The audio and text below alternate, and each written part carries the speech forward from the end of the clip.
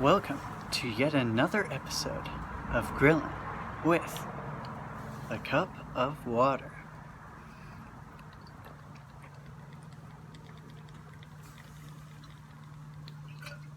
Oh, yeah! Especially need that cool water in this hot weather that we've got in California right now. So, what's up in your life? Please let me know in the comments if you have the time. Now, you're probably wondering, what am I grilling today? You are in luck. I have not one, but two pieces of flank steak. Check it out. Right here. See those grill marks? Yeah. Oh yeah.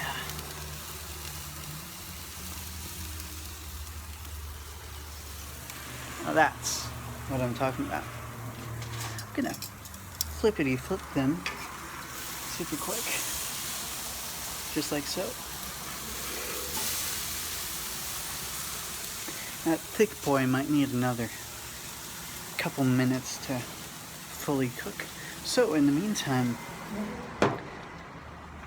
let's talk about let me transition to the theme for today. So, I haven't been filming for a little bit, but I have pre-recorded 2 episodes, which I'll release after this one.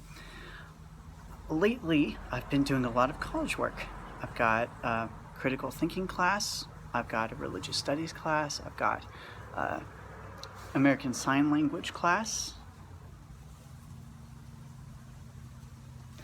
and I've also got, see, what was that other class? Oh yeah, statistics, which all of them I'm kind of juggling and kind of getting in the groove. So those are going. So life is bustling and busy as always, and it's also quite unexpectedly last week my paternal grandfather died, and I remember, it was very early Friday morning, late Thursday evening, however you'd like to put it. I remember the hours beforehand pretty clearly. I was finishing some statistics homework, and I was listening to this piece by Gungor called Changes, if I remember correctly. I'll put a link to it in the description. And then my family, my dad, my brother, and my brother's girlfriend, Naya, we went to go see this film called The Farewell. Brilliant, fantastic movie. I'd highly recommend it. But it just seems also coincidental that I was thinking so much about how life morphs continually, leading up to the death of my grandfather. And this is another good cue for the 2 books that I wanted to briefly mention. The first is one I've been familiar with for quite a while. This is Mr. Hegel's Phenomenology of Spirit.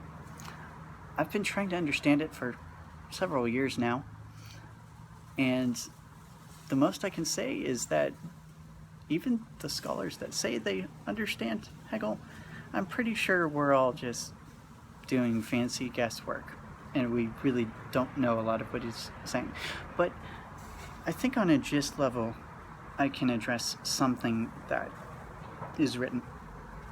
Within the preface of this book, section 31, page 18 in my edition, he writes, "Quite generally, the familiar, just because it is familiar, isn't cognitively understood.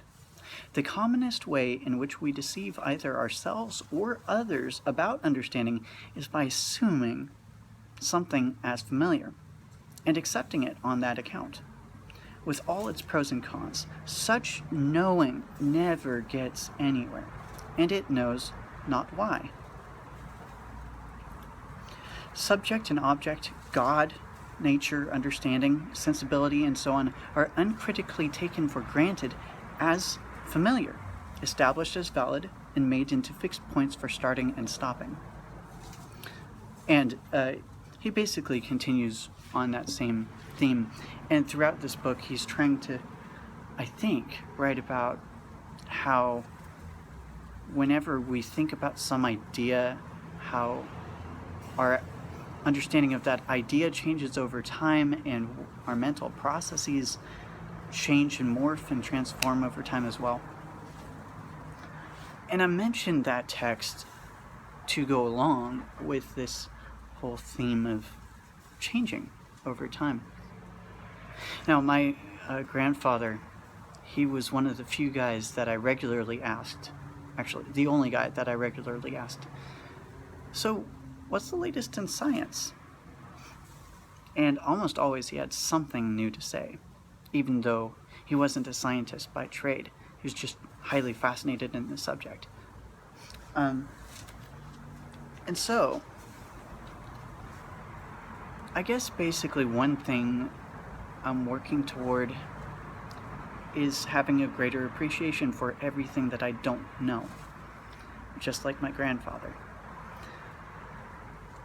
Continuing on that theme, there's this really neat book that a really cool girl at my congregation, her name is Karinne Caisse. She does fantastic work. I'll have to put something in the description about what she does. But she recently lent me this book called Just Mercy, a story of justice and redemption by Mr. Brian Stevenson. Not Brian. Fantastic book so far. I just finished the first chapter last night. And I'm going to quote from page 14 super quick. He writes, "My grandfather was the daughter of people who were enslaved in Caroline County, Virginia. She was born in the 1880s, her parents in the 1840s. Her father talked to her all the time about growing up in slavery and how he learned to read and write but kept it a secret. He hid the things he knew until emancipation. The legacy of slavery very much shaped my grandmother and the way she raised her 9 children. It influenced the way she talked to me, the way she constantly told me to keep close. When I visited her, she would hug me so tightly I could barely breathe. After a little while, she would ask me, 'Brian, do you still feel me hugging you?' If I said yes, she'd let me be. If I said no, she would assault me again. I said no a lot because it made me happy to be wrapped in her formidable arms. She never tired of pulling me close to her.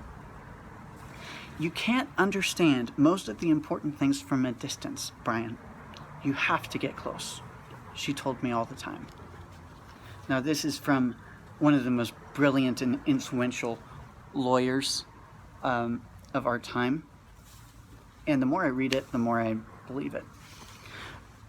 But as I remove these delicious pieces from the grill,